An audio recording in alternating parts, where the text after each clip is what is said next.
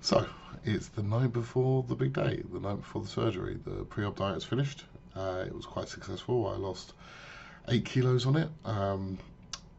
Started to feel a little bit nervous now, but the bag is all packed. Just the last couple of bits to throw in there and to pack up my CPAP machine in the morning, so I have to take that with me too.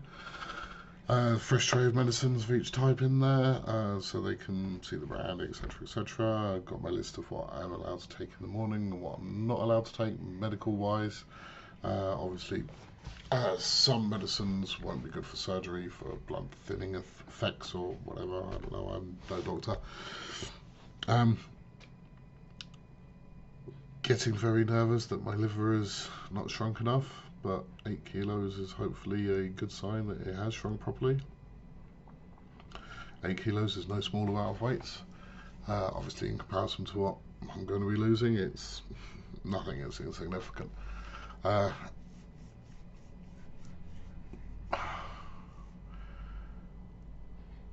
to be up very early tomorrow morning. I need to be in the hospital at 7:30. There's going to be 4 people having their surgeries tomorrow. I've been told surgery will happen in order of medical needs. So, like type 1 diabetics or someone like that would go first. I'm type 2 diabetic, so I don't know how high that puts me on the scale. Probably going to be a lot of waiting around tomorrow. Probably going to be a lot of being very thirsty because I can't drink anything. They said after 2 o'clock in the morning, but I'll probably cut everything off before midnight if I'm even still awake at midnight. Working in the airport, so I'm used to quite early nights and very early mornings. Not looking forward to the train ride up tomorrow morning, alone, full of thoughts. I would like to say that I've found a Facebook group that's been very supportful. So if you are going through this journey, I wish you luck, and I suggest that you find Gastric Bypass UK on Facebook. Some lovely people there with wonderful comments and some amazing journeys to see. And I can't wait to begin mine tomorrow. Give the wife a shopping list of things for the liquid diet for when I came back. Taken one of the recipes that they gave me for a protein drink and asked her to buy some pre-mixed stuff as well. Just to give me a little bit of difference in what I'm having. It's not going to be an enjoyable 10 days or whatever it is. But hopefully the outcome of the scales going over those 10 days will be very enjoyable. So at this point, all I'm going to say is that I'm going to try my best to try and film some of what happens tomorrow. I'm not the kind of person that's going to stand there with a camera and do a selfie video in front of lots of people, but if I get a bit of time and a bit of privacy, may take some photos.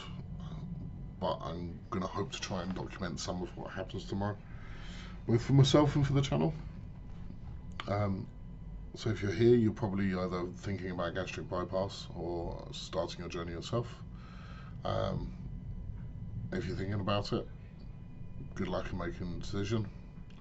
And if you're on a journey, good luck with the journey. We'll see you on the other side. Thank you.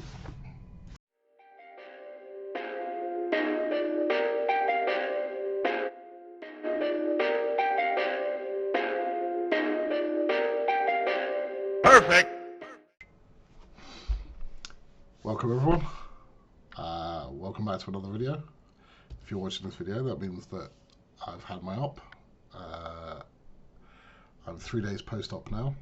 I've been home since yesterday. Feels great to be home.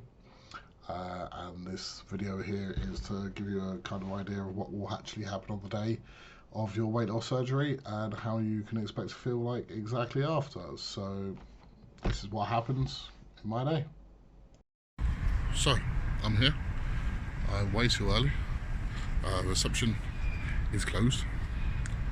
Tried dialing on the entry phone system thing, but nobody's answering it. But I am about half an hour early. Plenty of cars in the staff car park, so I imagine there's people in there. I can see lights on. But nobody wants to answer to me yet, so I'll try again in a few. So basically, after I did manage to get into reception, I was waiting in reception with 3 other people, as I knew that day there was supposed to be 4 surgeries. There was 2 women and another man called Danny. we got greeted by a very friendly nurse at about 20 past 7 in the morning, who took us up upstairs, where we were immediately split up into men one side, women the other side. I was astonished by how quick everything moved within the beginning. There was anesthesiologists, surgeons, nurses, everyone coming in and out, blood pressure checks, taking bloods, checking the back of your throat, talking about when the last time you had a cold was. I must have said my name and my date of birth about 1,000,000 times. It was like a military operation. It was bang, bang, bang, bang, bang, bang, bang. And that led to both me and Danny, the guy that I was there with, thinking that we were going to get done very quickly, but out in no time. Then suddenly everything slowed down and boredom kicked in. And this is what boredom looks like.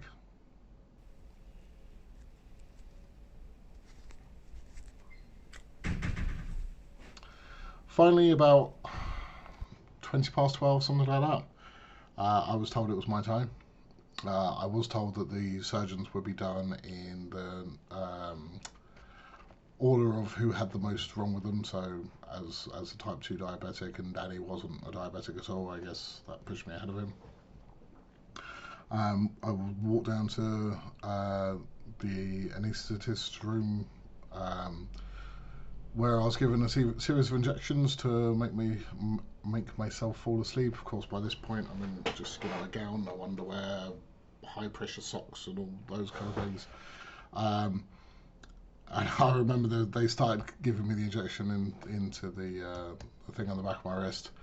And they said, by the time you count to 10, you should be asleep. And I remember counting to 10 and getting to a 10 and thinking, I'm not asleep yet. Next thing I know, I wake up and I'm in recovery. When I woke up in recovery, I was in some pain. I was in quite a lot of pain. I didn't really know where I was. The first words out of my mouth were, did they do it? To which this lovely little nurse replied, yes, they did it. I kind of came to trying to understand where I was, what was going on. I think I was scaring the nurse a little bit, because my blood pressure kept going up and up and up and up. And she kept giving me various meds and stuff to try and bring it back down again. Also kind of got the impression that they wanted everything settled so they could get me out of that room back onto a ward. Where that poor nurse wouldn't have to look after me anymore. She did seem quite flustered and quite busy, trying to keep everything down and where it's supposed to be. My heart rate didn't want to behave, my blood pressure didn't want to behave, and the oxygen in my blood didn't want to behave either. But once they got some medication in me and some oxygen tube in my nose and everything like that, everything did slow down and calm down, and they transferred me onto the ward. At this point, I was given a little cup of water and some lollipop things, like stick with a sponge on the end that I could dip in, and I could put that over my mouth and rub that on my teeth and refresh the liquid in my mouth. I had liquids coming into my hand, so I wasn't actually dehydrated. They asked me if I could pass urine, which I did, and I think I moved a little bit too quickly for my nurse Marianne's liking. She was lovely, Marianne. She looked after me very well, but seemed a bit scared by the way I scooted across the room to the toilet. That was probably a very long 24 hours or so from that point. Pain wasn't too bad.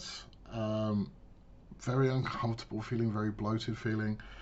Very thirsty. I remember being so thirsty and having this cup of water but not being allowed to drink it. Wasn't a nice feeling. I do remember lying on that bed and thinking to myself, what have I done? Why have I done this to myself? Morphine was nice. They did keep me topped up on medication whenever I asked for it, and Infocol, which if anyone's had kids out there, you probably use to help de-wean children, or they use the same thing to help de-wean an adult that's just had a gastric bypass. But it works. It keeps everything flowing out of you, whether you like it or not. and stops that horrible bloated tight feeling. But that horrible bloated tight feeling doesn't go quickly. So the second day, well, the first day after surgery, when I first woke up, I was allowed to slowly start drinking, which was like heaven. I was very appreciative of being able to have a glass of water, and was offered lots of milk and coffee and what they call soup, which just seemed to be like a piece of a stock cube that had been diluted in water. Not what I would call soup, but they called it soup. It was absolutely vile. I drank half a cup of it and never went for it again. Did have a couple of milk and coffees. Did drink quite a bit of water. They will encourage you to move around. I seem to be having a better time with it all than my roommate Danny. The first night I heard him, the sound of him throwing up quite a lot. And I've got a sneaking suspicion he was drinking water from the toilets, not from the actual toilet, but from the sink in the toilets, which I think is what caused that. He didn't seem too keen to listen to people when people were encouraging him to get up and move, and actually getting up and moving felt good, because, you know, everything had been all shoved up inside of there, and it kind of helped everything settle back down to where it was. But in all honesty, the pain hasn't been too bad. I've taken pain medication once since I was discharged yesterday afternoon.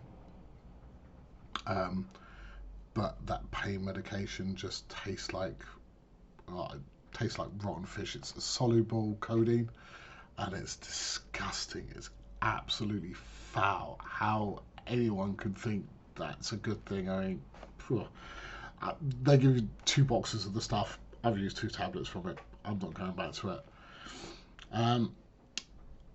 Another surprise you'll have when you're leaving is the list of medications they give you. You can see a selection of them at the back there, along with the sheets in front of those medications telling you what you need to take as and when, and what we will need to take for the rest of your life, and what your doctor can prescribe instead of that if they can't get hold of X, Y, or Z. And I was also given a sheet of a lot more detail than I've given before about what a liquid diet should consist of, and that's what I'm on now. So at the moment, the only things I'm consuming is water, milky coffee, can't stand tea, and cream of soups, and protein drinks. Protein drinks are my favourite thing so far. So the protein drinks, obviously you're expected at the moment to have about 60 grams of protein a day. I've been using MyFitnessPal to track everything that I've been having, to make sure my protein has always been above 60 grams. Calories, you're expected to consume at least 800. I think yesterday I had between, about 850 or something, and today I'm on about 650. Yesterday I followed the diet plan perfectly, and it just felt like I was eating constantly, because you wake up in the morning, you have your breakfast, which is 200 mils of protein shake. Then you have to have your snack, which is 200 milliliters of juice. Can't have that, diabetic. So I opted for 200 milliliters of milky coffee, where you put in extra semi-skim milk powder to give it more protein content. Then you have lunch, which is 200 milliliters of protein drink and 200 milliliters of soup or smoothie or high protein drink. So you have to have like 400 milliliters there, and then you have your after lunch snack, which is 200 milliliters protein drink. Then you have your dinner, which is the same as your lunch, so it's another 400 milliliters. Then you have to have your dinner, and because you can only sip a little bit at a time, you just feel like you're constantly having something, and it's not helped with my bloating feeling at all. It's been really, really difficult to try and put all of that down my throat and not feel like my stomach is about to explode. So today I've decided to not listen to that too much, just to calm down on a little bit. The protein drinks that I got are UFit 50 gram proteins for a little 500ml bottles, so it's just over a bottle of that, bottle and a half of that you have every day, and it hits my protein no problems, but it means that I can cut out a couple of the snack portions and swap that just for some water, and now I'm not feeling bloated at all. As I said, there's not too much pain now, but I still feel discomfort. It's still hard to get comfortable when sleeping.